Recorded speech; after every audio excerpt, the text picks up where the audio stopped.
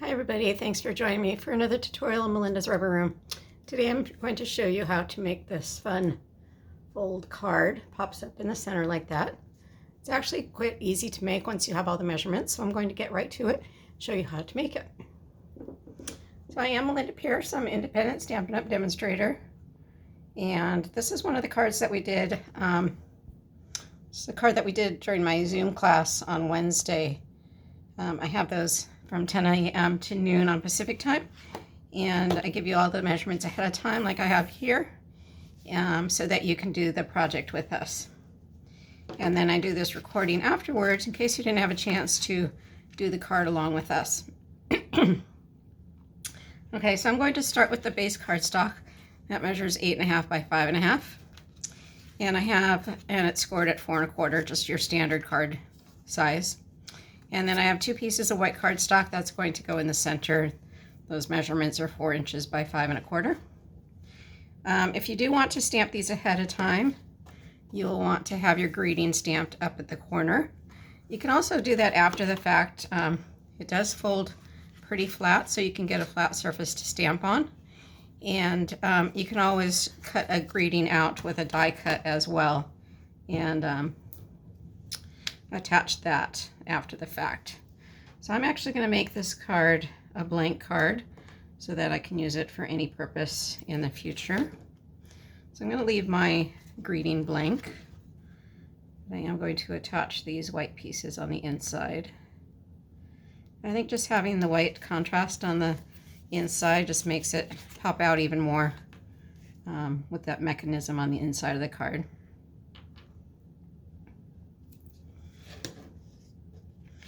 So the designer series paper that I'm using is one of the sets that you can get for free during celebration with a $50 purchase. So make sure that you go onto my online store at www.melindapierce.stampinup.net, and you can purchase supplies there and get the designer series paper for free. Okay, so the next thing that we have is a piece of cardstock that measures 4 3/4 by 8, and I did this the same color as my base cardstock. So you would have a piece of cardstock that measures like that, and I've already cut mine, but I'll show you how I did that. So I measured 2 inches up from the from the bottom of my right hand corner. It's explained right here. 2 inches from the bottom right hand corner. So this is the bottom right hand corner. Measure up 2 inches and make a little tick mark there. And then I put this in my cutting, my cutter on a diagonal, and I cut from the top left-hand corner down to that tick mark. Okay, and then what I would suggest doing, so let me show you how I did that real quick. So I had my upper left-hand corner and my tick mark. Let's see if I can get this in there better.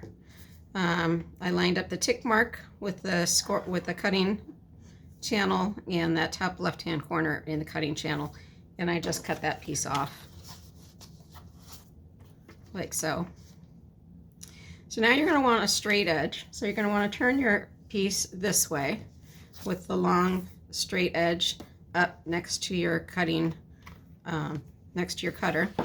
And you're going to score at 2-inch increments. So make sure you're using your scoring blade, not your cutting blade. And you're going to score at 2 inches, 4 inches, and 6 inches. So just 2-inch increments. And then once you do that, you're going to have your first fold as a valley fold, then a mountain and a valley. So you want your long piece, your longest section, to be a valley fold. So it looks like that. Okay, so then the next thing we're going to do is go ahead and attach it to the inside of the card. And I didn't measure this, to be honest with you. I just kind of spot checked it. So I'm just going to put this maybe an eighth of an inch away from the white edge. And I'm just going to put I'm going to put some glue on that section there and put that down. So it's about 1/8 of an inch from the white border, and then maybe 1/4 of an inch from the bottom. I found that if I put it too close to the bottom, sometimes that mechanism peeks out when the card is closed. So I'm just going to go ahead and adhere that. I'm going to fold this mechanism down on itself and put glue along this larger section here. And then I'm going to hold that down and bring this other side of the card down to adhere right to that. Okay. So that is our inside mechanism. And see how that pops out. Okay, so for the Designer Series paper, we're going to do a similar exercise. This time our paper measures 4.5 by 7, and we're going to make a tick mark at 1 3/4. So I've already done that here, measured from the right hand corner up 1 3/4, and then I cut on a diagonal from the top left down to the tick mark. And then I'm going to bring in my cutter again, and this time we're going to cut 1 3/4 inches pieces. So we're not going to score, we're going to cut. And again, I turn my paper over so that I have the straight edge here. So I'm measuring 1 3/4, and I'm going to cut, measure 1 3/4, cut, measure 1 3/4, and cut. All right, so those pieces will all be in the order in which I need to glue them down as well. So that just gets glued down to the largest one, and you work your way across. So I'll just go ahead and do that. This paper is just so gorgeous. I wish it was in the main catalog, but you can get it free during celebration with a $50 purchase. So make sure you take advantage of that. Stampin' Up! Has just announced that other items have been added to celebration. So if you've already got some of the free goodies, make sure you check out the new ones that are available as well. And you can view all of that on my online store at melindapierce.stampinup.net. And if you have any questions or issues with the website, feel free to reach out to me either on YouTube or on my Facebook page at Melinda's Rubber Room on Facebook. Some people do find it a little tricky to use that,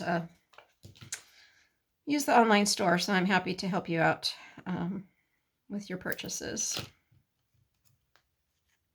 or any other questions you might have.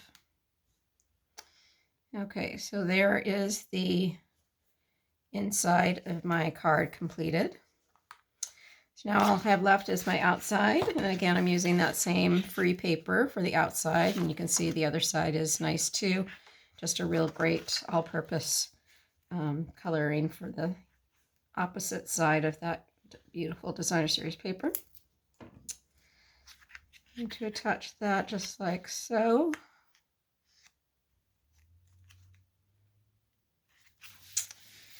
And then I've used the dies from the Frame Floret set. So this is the Frame Floret set. It has beautiful dies in it. So I use this one to create one of the ovals and this one to create another one. So you can get some nesting ovals out of that set. So I have the green one here, and then this one is going to go on top. I'm going to stamp my top one first before I attach it, and that way if I mess up I can always turn it around and stamp the other side. Trying to find my green stamp pad that I had out.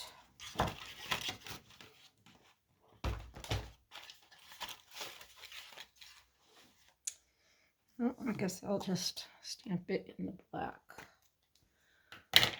Okay, so I'm just going to stamp this in the memento, and then I can go back and add some color to those leaves later in the flower.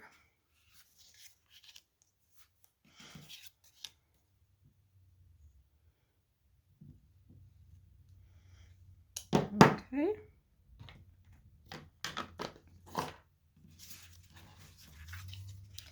And I'm just going to add that to my other oval.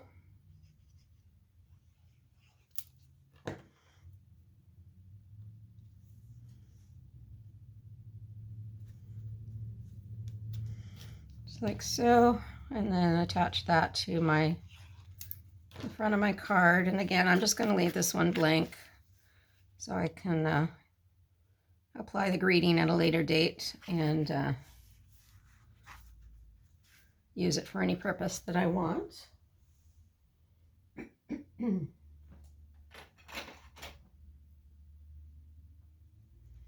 Just try to find some colors to color my image in with.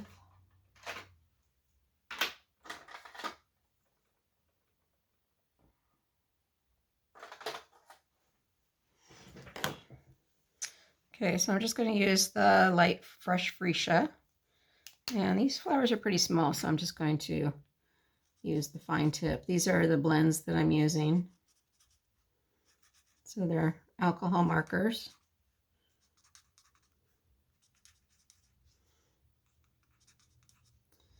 And I stamp my image with Memento, so that ink is not going to run on me. So with your alcohol markers, you always want to use the Memento ink. Okay, and I'm just going to add a little bit of green here.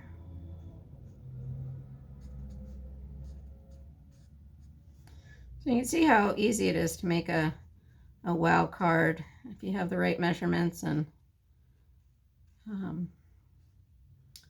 just follow along.